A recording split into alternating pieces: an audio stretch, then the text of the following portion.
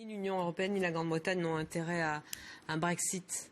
Déjà, je trouve que c'est un débat assez sain, finalement, en Grande-Bretagne, parce que c'est un débat démocratique qui permet aussi d'expliquer les intérêts des uns et des autres dans cette Union européenne.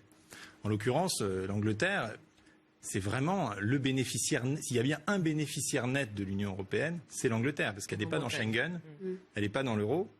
Elle a des tarifs réduits qui avaient été négociés fameusement par Thatcher dans les années 80. Et elle a une zone de libre-échange où elle fait plus de 50% de ses exportations. Et l'argument de la souveraineté tombe quand même très facilement, puisque qu'est-ce qu'un pays qui redevient souverain? C'est un pays dont le premier acte politique va être d'aller renégocier un traité de libre-échange avec les différents États ou l'Union européenne. Or, ces traités de libre-échange que la Norvège ou la Suisse ont renégociés, par exemple, évidemment, comme tout traité, impliquent des contraintes. Personne n'est souverain, personne n'est seul. On est dans des ensembles multilatéraux, multinationaux. Mais simplement, elle devrait accepter ces contraintes sans plus avoir voix au chapitre. Ensuite, s'agissant des mesures, mais encore une fois, c'est sain que ce débat ait lieu. C'est intéressant de voir que Cameron va donner à son gouvernement free vote. Ça veut dire que les ministres vont pouvoir faire campagne in ou out. Donc il va y avoir un vrai débat, y compris au sein du gouvernement. C'est bien, je trouve.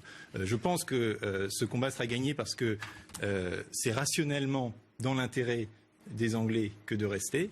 Et puis enfin, sur les mesures précises qui sont négociées, c'est vrai que la mesure sur l'idée de priver les migrants des allocations est une mesure une idée assez stupide, dans la mesure où si on les prive des allocations, d'abord il faudrait surtout les exempter d'impôts, parce qu'on a une allocation avant tout parce qu'on est un résident et qu'on est fiscalisé. Et par ailleurs, il y a eu des statistiques assez précises qui sont sorties qui ont montré que les migrants sont parmi ceux qui bénéficient le moins des allocations. En fait, les migrants sont contributeurs nets au système social et c'est plutôt les classes moyennes anglaises paupérisées dans les cités de la côte qui bénéficient de ce genre d'allocations.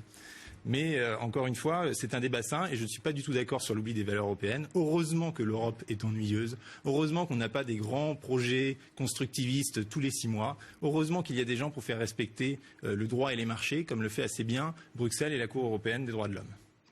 Oui, en réinjectant pour ce qui est de la Banque Centrale Européenne ça, je suis tout à fait, ça c'est différent. Des milliards d'euros dans l'économie européenne et en fabriquant de la monnaie. Ça, je suis tout à fait opposé à la politique de la Banque Centrale Européenne. On ne peut pas l'associer directement à Bruxelles. Karine Bécard. Là où je suis d'accord.